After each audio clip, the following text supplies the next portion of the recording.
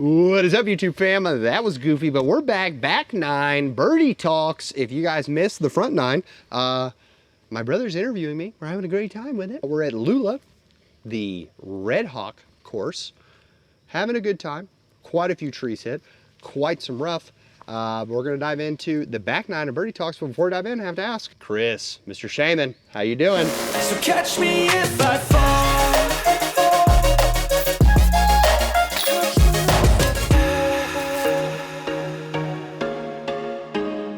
Here we go. Question 1 of the back 9. Of the back 9. So you talked in the last video, you like to do a lot of reading. Yeah. You like watching different movies, stuff like that. So if you could pick any fictional universe, which one would you live in and what would your role be there? Not necessarily like be an exact character, but like what would your role be in that fictional universe? Yeah, such a good question. Okay, I'm gonna pull one out of left field here. Like way out of left field. Because I think that lots of people, there's 3 answers we're going to, right? We're going to Lord of the Rings, Harry Potter, Star Wars. I want to live in the OG Digimon movie. Okay. Like, you could go the original peak, like the Pokemon version will like be with Ash, but I'm always be second fiddle to Ash, right? Sure. Like, I mean, the dude's the greatest. So I want to go to the Digimon universe. Okay. That first Digimon movie is amazing. And I'm definitely one of the Digi-destined, like, for sure. That's awesome. I just earned a lot of, either people are judging me hardcore in the comments, or that's out of left field. Or a lot of people are stopping to Google, like, what is Digimon? What does this say? It says down 20 feet. Oh, 20 feet of elevation. Yeah. For sure. Here's 6 feet of elevation change. And you're 15 feet in front of the tee box. Right. Feels like we're just throwing a backhand right at it. Yeah. Nope, that's not right at it. And We're scrambling. Yeah. Drop. That feels great. Off the tree backwards. Nice, great shot. Nice part about it though is that you have such a backstop behind it, so like yeah, you can run. You can really juice it. Come out. All right. Okay. Ooh. Glad it sat. That was good. Yeah. Hey-oh, good too, dude. All right, getting some blue on the scorecard. All right, so we established you're not a food snob. Yeah. We know, but you're a human, so you eat. So what's the weirdest food experience that you've ever had? Yeah. So a lot of time in youth ministry, I've eaten a lot of weird foods. People in disc golf will know we had when Foundation had 100,000 subscribers. Mm-hmm.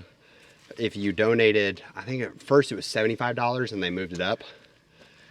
Then I ate a cat food Oreo and I ate 17 cat food Oreos on that video. So much. On a like 2-hour live stream. So that was pretty weird. Did they stay down? Yeah. Okay. Right. Did I feel iron stomach there? Did I feel horrific that evening? Sure did. Stopped and got some Tums. I got some Pepto, just pumping it up. So that's got to be up there. Yeah. I would honestly say probably one of my other weirdest food experiences was crickets with you. Yeah. Crickets is... that was so long ago. We were at the house, me, John, and Jake ate crickets. And the quotes that stand out to me in that video are yelling crickets. Yeah, I was going to say, you opened the video, you're like, crickets! Crickets! And then Jake, instead of saying tooth, said, I got one stuck in my tooth. I got one stuck in my tooth. Yeah, honestly, we're bad. Yeah. Yeah, because they were like cheddar seasoned. Powder kind of almost. Yeah, it was like sunflower seeds. I was going to say, the consistency crickets. was like sunflower seeds. So yeah, we finished off the box. 425, this one goes a little bit left and then back to the right. Like if you could get like a stand-up forehand to go a little bit left and then come back right, that's the shape of this hole. Come back. Oh, yeah. Yeah. Let's go. Or just force it over if you're bad. David and I are just in the background talking about that. He literally said, if you could get one to stand up, that would be great. And then he goes... Chop. Because it looks like an Anheuser forehand, not much of a like... Well, the reason mine's not going to be as good as a stand-up one is because I came back too sharp. Ah. So like stability wise, if you get one that stands up, it's it's not as sharp of a hook back to the right. You know what, Jake? I'll try it. All right. I'll try it.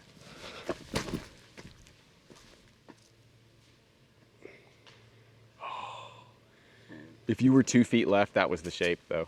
That would have been better. Felt like an Anheuser. So the tricky part here is that little window that you're seeing right there, that's the only option. But it's got to get out, and then it's got to go left, or it's got to go right.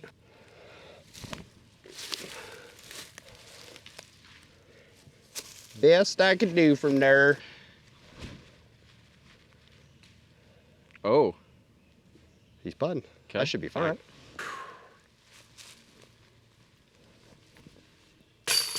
Nice.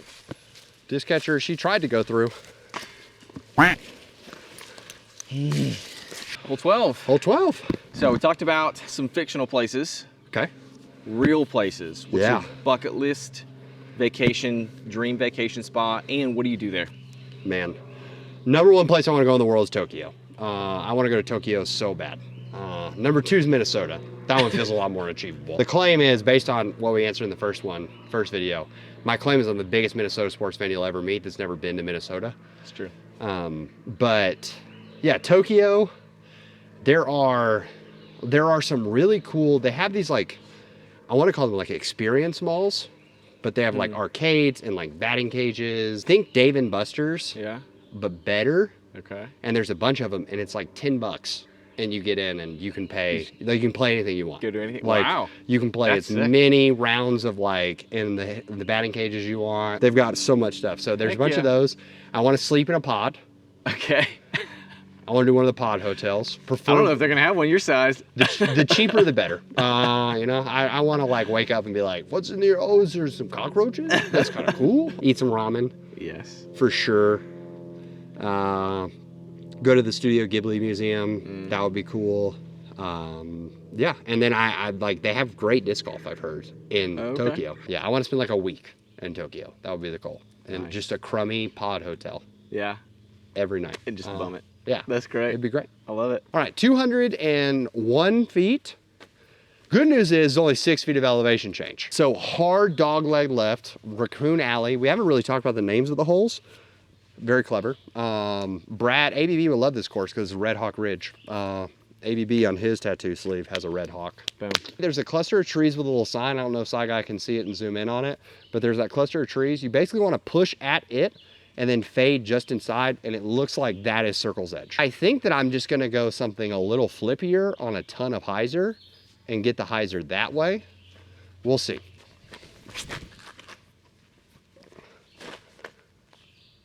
That would have been hilarious if like we were like, it just bang. Just ring it out. Oh, okay. Well, I'm gonna go the non-recommended route. Something massively overstable, and we'll see what happens.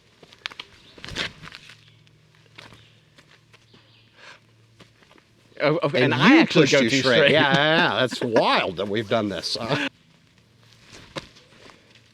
Drop. Whoo! Sit. It's out. Okay, cool. Nice. Very nice. I feel like for everyone we'll screw watching this, after I ask the question, as we just sneak in here, get threatening. After I ask the question, I want everybody to pause it, go down to the comments, and put your votes for what he's gonna say. Oh, he's yeah, gonna yeah, say. yeah. Okay. I know where we're at now. All right, now I gotta check it, make sure I get the right disc. Okay, bag it, bomb it, burn it, right? So bag it, something you love, Yeah, it's something you going wanna in. keep. Bomb it, something you just really wanna get a hold of one time, Yeah. just to see it, and then burn it. Yeah. Bye-bye. We're not actually gonna do that because it'll be bad for the environment. We're gonna send it Yeah. to Jesse and recycle it. Big Team Ozone guy here. Right. So, Polecat, Glitch, and Berg. Hmm. Where are they going? Well, this is an easy one. Yeah, I mean, it like this one, if you don't get this, I mean, you must be new here. Bag it, Polecat for sure. I think it is one of the Polecat is exactly what a lid type catch disc was supposed to be. Like it's not super overstable, but it's not like uselessly dumpy. Sure. Like the Beetle or the Spore. Bomb it, the Glitch. I will say the Glitch goes so far. And then burn it, he who shall not be named. There you go. Doesn't even deserve the call out. Yeah. Yeah. And once again, the comments are coming after me. I'll say it like I always say it. Here's my thing. I understand that that disc does what it does extremely well. My argument, and I give this to people all the time, and I've done this to so many people. Show me that disc and hand it to me, and I'll throw it and I'll park a basket. Sick. And then you can hand me any putter from your bag that is a normal putter. I'm not talking about the koi or the gum putt, blowfly, all that. And I will you can throw that nose up, flick of the wrist up shot, and I can park it just like I would with that other disc. But then when I need the second putter to be more, it is. All right, so it's 267 feet. Looks like it's just tucked off to the left. Feels like you could get baited into throwing something like that's gonna fade because it's on the left. Whereas a straight shot probably is putting. I'm gonna go best of both worlds and go pressure shot. I sneak up the right side and probably still got pretty decent distance. Probably should just, looks like I'm gonna be laying up, taking the par and walking away. Oh, nope. Okay. All right. This hole is actually sick.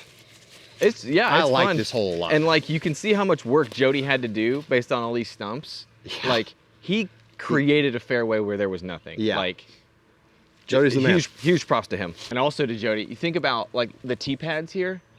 Yeah. How you get the concrete Bro, that's all the way back here. insane, dude. Cement tee pads all this far back. I mean, it's like Inverness. Like, And they're nice. so cement tee impressive. pads. And any of them that are short, I also like. That's a great tree. Great tree. Thank you, Lord. Great tree. Biting off a lot more of the fairway than I thought we would do. Yeah, that went extremely well for you. I'm giving myself the benefit of the doubt. I'm actually gonna go upside down and let this just kind of slide towards the basket, because with the slope that we're on, I do think that throwing the backhand feels riskier. Hammer time. I'm bringing it back. Oh yeah, good slide. Y'all, hole 14? All right. 14. Yeah.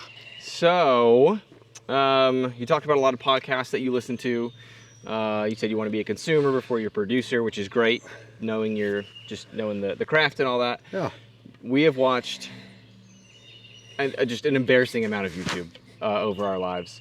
So The perk of living together. right. So when you're watching Mr. YouTube, man, you have these preconceived notions of like, oh, that lifestyle, like, oh gosh, that's this or that or whatever. So now that you're kind of in it, like as a creator and influencer, what are some of those notions that you had from growing up watching these guys and girls? What notions do you get there now and you're like, oh, that's so wrong? So I think the first one is you always assume when you watch people on a screen that they have more money than you. Okay. Unless you have a lot of money, then you probably don't assume that about people, which just kind of shows the socioeconomic state that we grew up in. Yeah. We just assumed everyone had more money than us because they probably did. Which was kind of safe. Yeah, it was safe. Yeah, It was safe. easy choice. On our screen or off. So you watch like the Dude Perfects and all that, and you're like, okay, well they do. Like we can assume that. So I think that it's like just because they're on a screen or doing something doesn't mean that they're like loaded and anything like that. So that's definitely something that's adjusted. But also, one thing that I think is funny that I did not figure out is like you see all these ad spots in videos and things like that, right? And so because if you're a smart creator, you actually learn to build revenue off of that versus like actual views and things like that. Because the views can always fluctuate, but if like every ad revenue spot you get is like a fixed number, so like you can kind of bank budgeting on that. Cool. What's funny is how many products in your house and life end up being ad spots. Like we use, it's a service that we use to treat our lawn. And you send them a soil sample and do all this, and they send you a bunch of sprays. Perfect. It's a subscription service for your lawn. That's kind of the way to put it. And you're like, oh yeah. But then an opportunity comes up through Foundation for them to sponsor a video. And you're like, I know these guys. I know this product. I use this product. But I would say the number one trope that I had to rethink is there are certain YouTubers and things like that, especially if they're vloggers, that you just feel like you know and you're with. I always go to when we were watching Cutie Pie as we grew up. I'm a Cutie Pie. League of Legends streamer. Some of Michael. you are gonna be like, wow, you were watching like a girl doing all this. Yeah. No, it was this giant like Sasquatch of a man. Yes. Always wore just a plain white T-shirt in every video. Yeah, Michael Santana is his name. I'm a cutie pie. Phenomenal entertainer. Yeah, so good. But we would say like, oh, like I remember you would talk to Margaret and be like, oh, I'm having lunch with Michael. Yeah. Because you were just watching Cutie Pie stream. So we build these connections and we feel like we know them. So it's still super cool to me, and it blows my mind that people care enough to watch and like care how life is going. I've met people in an Applebee's. I've met people in a Buffalo Wild Wings. Was the first time I ever got recognized off a disc golf course. And for people to walk up and be like, oh, how is this thing going? That's awesome. And it's like they know my schedule and know. And now obviously some people take that too far. Like they walk up and they're like, oh, hey man, you're like, I'm sorry, can we start with a name? Like, nice to meet you. So I would say if you're meeting any person that you watch on YouTube, it's still so surreal and so cool that we get to meet y'all. But you've watched us. To you, the creator is a face. Yeah. But sadly for us, you are my Sony A6400. Yeah. Like, so I don't have your face to connect, but as an extrovert, I would love to meet you. That. Yeah, Right. I'm all about, I will never say no to a conversation. It's actually why my wife hates going with me to disc golf things, because she is the exact opposite of me. She's already met too many people in her life, is the way she would tell it. So I have never met a stranger, is my view, but I want to get to know your name first. So that's why if you ever meet me, I'm always going to introduce myself anyways. Like it's, oh, hey, nice to meet you. I'm Robbie. And then like usually the answer is like, oh, I know. It's, well, we're still meeting each other for the first time. So while it doesn't feel that way for you, I'm so excited that you feel that connection. But let's be people. Yeah. And then let it grow from there. Because then we do have an enriched experience of you were there when we threw in for eagle. Right, yeah. Like, because you were there. You are the Sony A6400 sitting there, so it's, I love that. That's my favorite part of it for sure. 240 feet, thankfully it's only 11 feet of elevation change. I would argue that I don't know that there's any elevation change. Like, there probably is some, but like the actual shot, we're throwing straight over. Here we go. I'm going Precious Child because anytime there's an ace opportunity and there's a great backstop here, we're just gonna send it. Oh, that could have been it. Wow. Hit one tree at the very end and we went backwards like 90 feet. Get around that, get through. Now kick left. There it is. Oh, I got so lucky. Let's go. I'd like to not take a 4 on. I'd like to not die. That's step one. I've got like a little fairway gap. I'm just trying to get the footing so I don't like fall as soon as I release. Okay, it's up there. I've allowed myself to putt, which is more than I can say the first time. All right, Jake, go ahead and big putt me. Yep. There it is. You tried. I certainly did. I said, did I miss a downhill putt low? Sure did. Why don't we go for the Yahtzee? Oh, 15. So we talked about the sport growing and developing and changing over time. What do you feel like at the moment? What's one of the biggest things holding the sport back?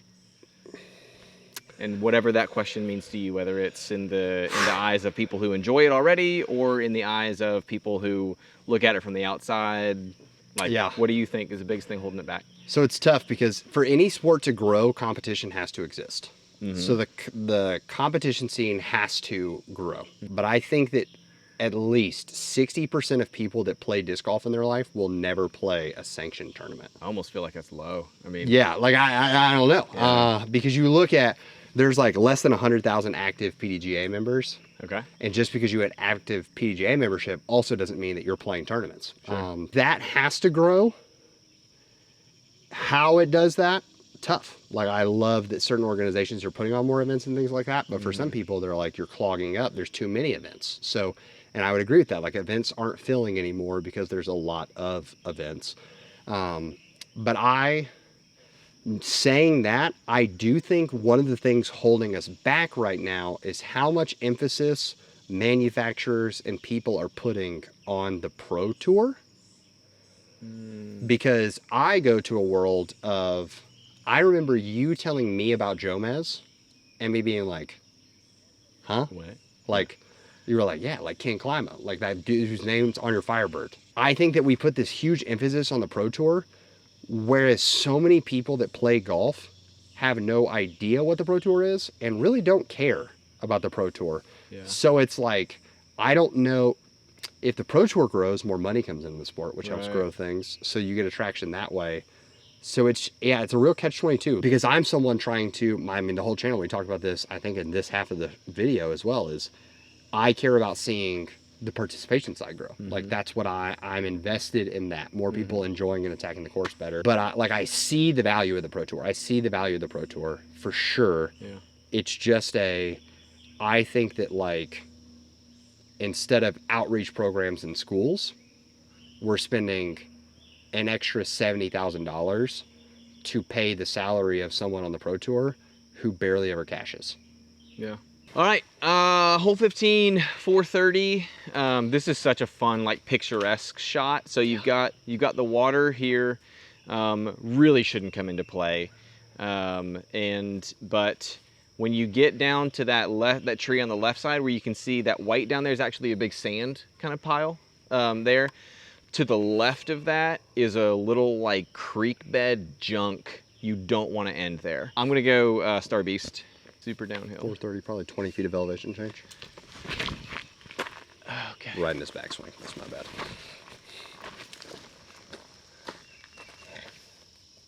You're an eagle.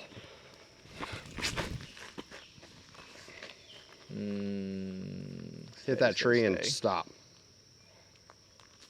You might have actually pushed past the creek. Now I'm just gonna go up and over, I guess. Yeah, you going with the zone? Yeah. Yeah, especially if you're going that high. Yeah. Didn't make it far enough. Yeah, it's out. Yeah. Oh, yeah. That's fine though. Yeah.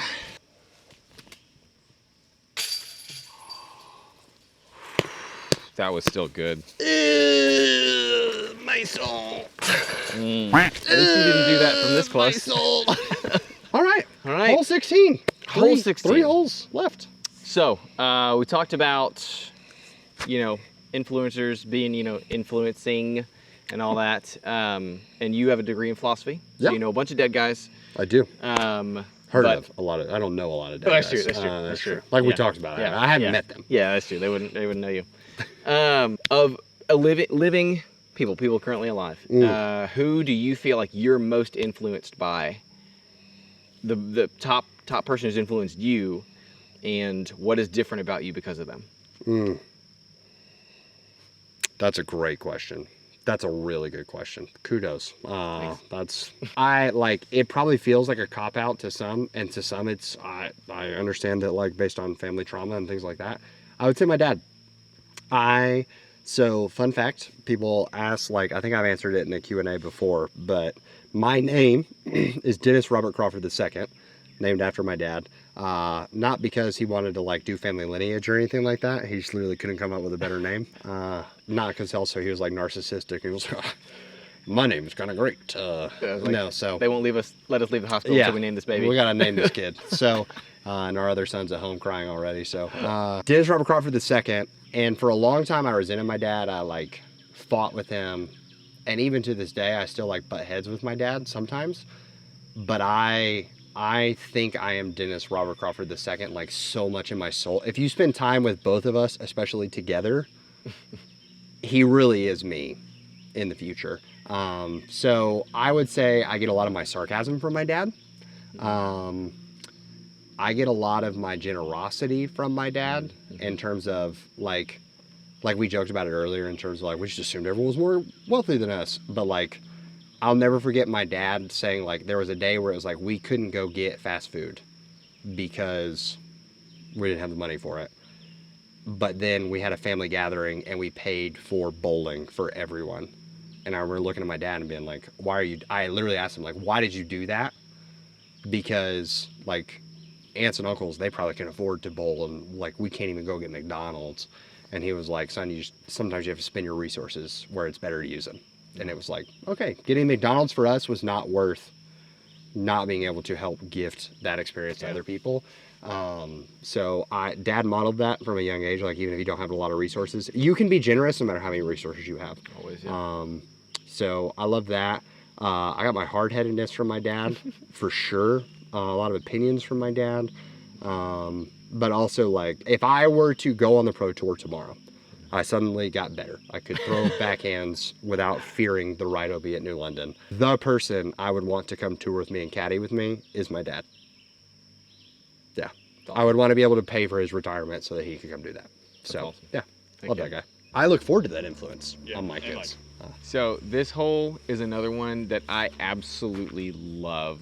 That's This style of hole. I wish there was much more like this on the pro tour, because you have to go straight with a low ceiling for probably 400, and then it gets left. and then no, it gets right. It gets Oh. right. It gets right and up, and it's almost just like that other one on the OG, to where like you have a window yeah. to go up. Okay. You go too far past it, you're sunk. Obviously short, you're sunk. Okay. Ozone.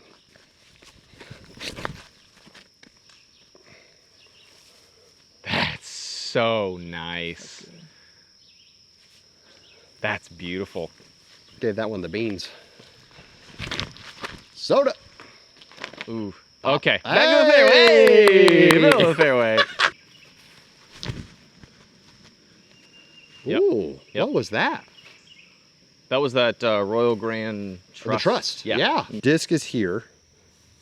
If I could put the disc here, Yeah. perfect.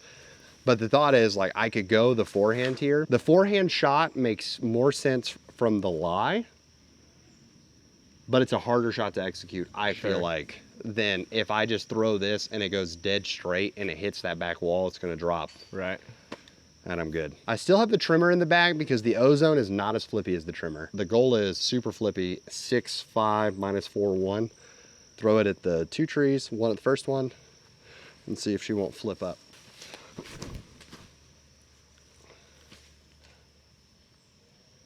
Oh my gosh. That was exactly how you drew it up. Dude, could you imagine throwing for two Two eagles? ring ups. Oh man. That was nice. So this Champ TL flies pretty stable. Yeah. So I'm gonna try to come through this gap and let it go up here. Kick. That's my Okay. bad. All right. Right. That was gorgeous. Because I think people don't understand how much technicality there is to you cannot follow through. So you just Yeah. had to like, pop. That was, yeah, I was, in my mind, I was playing Ultimate and there was a defender, and that's all that was. That basket has been rocked by a tree. Well done. All right, hole 17. All right, so we're out in the sun now after a hike up a hill. So you've answered a lot of questions today. Yeah. Some, you just about all kinds of different stuff. What is one thing that you wish more people asked you about? What's a question you love answering about yourself? Yeah. So I think that people, every time I've had people on, they want to give really profound answers here. Yeah. This is like the chance to show like I'm deep. I have depth. Those are the same thing. So for me, I would say like the easy answer would be like life before I did Okay. disc golf full-time as a job. So like ministry days. But honestly, I wish the thing more people would like ask about is like public speaking adventures that I did. Okay. So for the YouTube side, if you're in podcasts with me, you're going to notice that I have a lot more speech fillers built into my language. That has become a product of me being on YouTube, because when I spoke with different youth groups and things like that, I went to a bunch of conferences. I mean, I've spoken in rooms of like 5,000-10,000 people, and that feels great. So talking to the Sony a6400 Yeah. feels easy sometimes, but that's where I've gotten lazy with it. So I love like getting to talk to people about public speaking days and like how to be confident in front of a room. love doing that because I think that a lot of people just lack confidence in their life in general. So I'd love to help more with that. But the other is my rec ministry days. Like, my family knows this. I love to make games happen for people. I love to do recreation. Even when I was full-time in student ministry, I was still helping other organizations do their rec a lot more. So, like my 11th grade year, I was helping summer camps out do their whole rec organization, rec ministry. So I have this big book of games that I love, that I've made. So I love talking recreation. So disc golf's like an easy progression into that. But I always believe like recreation can always be the highlight of a camp experience. It should never be a low light. And it doesn't have to be the main point, but like it should always be a highlight. Yeah, exactly. Absolutely. Cow tongues. Yeah, we talked about that. Like Jake and I were interns at the same youth ministry, and one summer we did a cow tongue toss as part of a relay. Because everybody's heard of an egg toss. Yeah, it's so Who's easy. heard of a cow tongue toss? Yeah, and those things are heavy. Yeah. Heavy. Very. And if you keep them in water and you bring the middle schoolers out and you go up and you come back down and the high schoolers are out, that water has essentially boiled sitting really in the sun. So then that cow tongue feels, I mean, it almost feels like you rejuvenated. Yeah, a little too lifelike. Yeah, yeah, it's a little too fresh. Here we go. 400 feet, 10 feet of elevation change, TBD. We're going to go forehand out around and try to crash into the gap. Apparently the backhand play is there's like a little field goal, not the big field goal to the left, skinny cute field goal to the right. That's the one you're talking about? I'm going to try to do the forehand, the backhand play, so yeah. Okay. Forehand, here we go.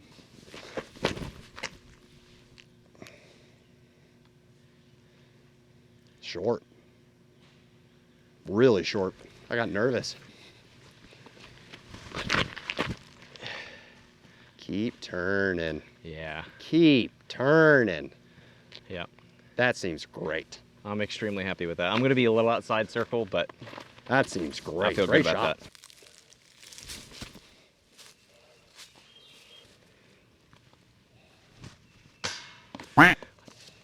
Jake, you weren't supposed to make me right. You weren't supposed to make me right twice. Wasn't meant to be. Hole 18, here we are. First take. We talked about it a little bit earlier, kind of teased it. You give some of your discs nicknames, you know, Precious Child, Topanga, all that good stuff. Yeah. But just like in your life, you're a big fan of nicknames. I mean, you know, whether it's you or somebody else, I think of like, you know, Secret Weapon or SW, you know, Z Money, the Blood Orange, you know, Bojangles, Leroy, like you're all about nicknames. So like, do you have a favorite nickname that you have either developed or has been ascribed to you? Oh yeah. Like what's like some of your what's your most sentimental, meaningful nickname? Where'd it come from? So the nickname that means the most to me is Leroy. Because Leroy is, I don't even have kids, but Leroy will be my grandpa name. People will call me Leroy. If I go to a restaurant and they're like, oh, can we get a name for that order? Leroy.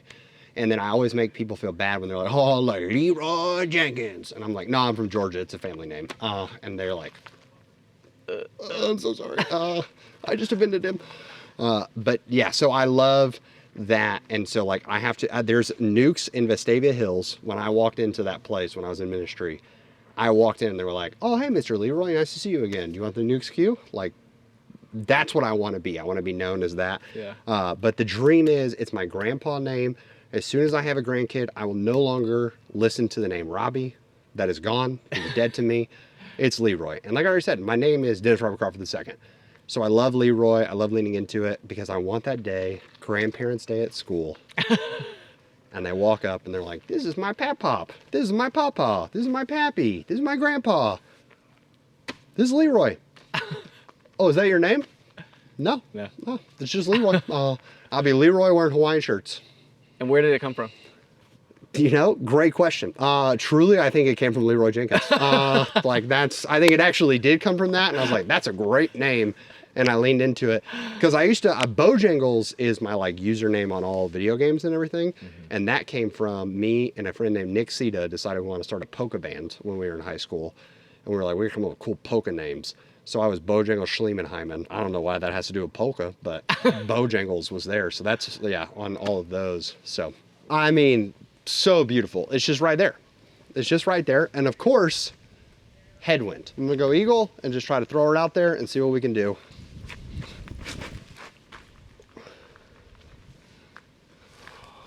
So nice. And that's all she wrote, folks. That'll work. That will work. Oh. Calculated. I was a little stressed that it was gonna touch that tree and just boop. All right. Bang. No pressure. All right, y'all. Let's go wrap it up. 18 questions. We'll have to have Jay back on so we can do his interview.